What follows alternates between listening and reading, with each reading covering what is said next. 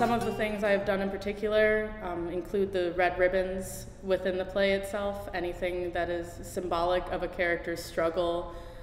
Each ribbon is significant to each character. No two are alike, no several are alike. There are many more than two. There's probably like 13 or something total. The older characters have more worn textures, younger characters, it becomes frayed throughout. With the tree in the story, with the old creek, I have developed something that is aesthetically pleasing and tells the story well. It gives more of symbolism, and an idea of the tree rather than going for a really realistic look. I wanted something that would reach all the way up past, well, not past the stage, but so that the audience could definitely be suspended when they are viewing the play. Other than that, the porch that Ida sits on, it's coming along really well, and it just brings out all of like the Southern charm. We have this awesome railing that comes out that like supposedly holds the roof, because that would be like a standard post, and we have it on the very back wall to hide the seam, and we extend the rest of it to come out. The most challenging is creating something that will not distract. The most challenging is creating something that will not distract from the story itself. I want the actors, I want everything that I create to enhance their performance as much as possible.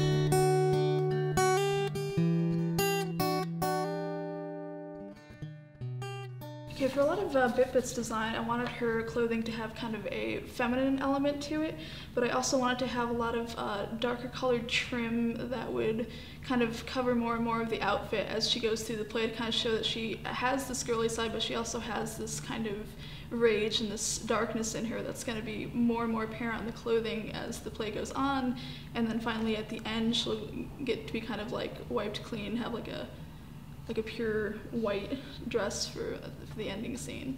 Man is almost a mirror character to her in that he has that same kind of darkness, but I wanted that to be more apparent in him because he has a playful aspect, but he also has more of these things under the surface that he's not really telling us about, whereas Bit-Bit has more of that fire and that rage apparent from the very beginning. I see Ida as being kind of the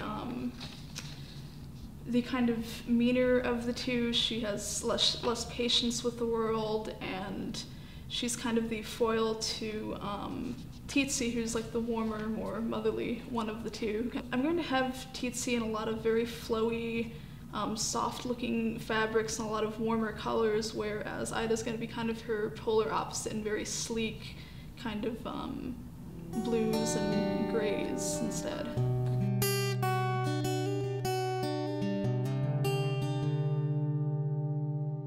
Like, this is an original piece by Maisha, which I thought that's very interesting. I'm so used to doing works that have been done repeatedly. So, and of course with the subject about, abuse. So that's another challenge too. For the lighting, it's more so dealing with mood. So of course, even though this is a very very deep play, there's also some fun parts in it. So I didn't want to keep it as like this dark play, because really it's not all about that. So it's all about just going off of like the mood, like the different moods in the scenes, and also like how the setting is. For example, in the beginning of the play is more so like a welcoming scene, like it's very happy. So you don't know what you're gonna get yourself into. So of course, since it's out in the country, I'm thinking of something like a orange type of aura-ish, and then of course, like blue for water. So like just like a mixture of warm and cool colors.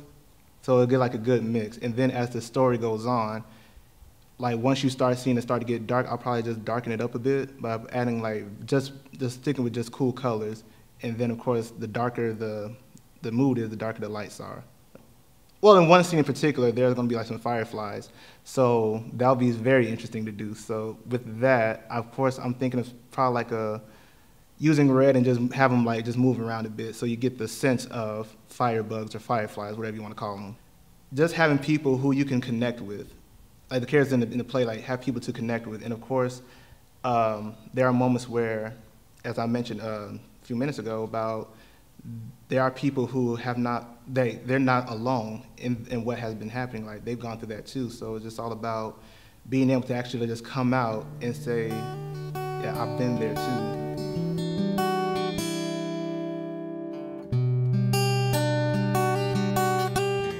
The assistant director pretty much shadows the director to see what it's like, and to also be there for anything that the director would need. Line notes later on in the, like right now, so I'm really starting to get into it. So it'll be line notes, talking with the cast, making sure they're like really delved into their character and into the script, making sure they work.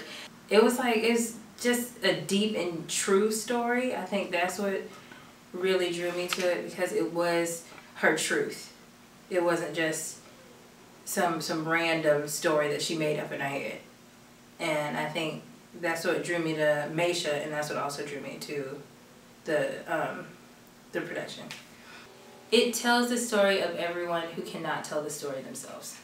That's why I think that it's important, because people are so in fear of, even we were just talking about this, people are in fear of even saying the word rape, let alone telling their own story of their rape, you know, of their abuse. So people try and close the door on it. And like they say in the play, we close our eyes to it. Like people don't act like it exists. So I think that it's a great showcasing of what actually happens, and what it's a daily thing that happens to people. So I think it's important to show that, especially within children. We're speaking for everyone. It's everyone's cry for help, and I think it's a good cause. If we don't do it, who else is?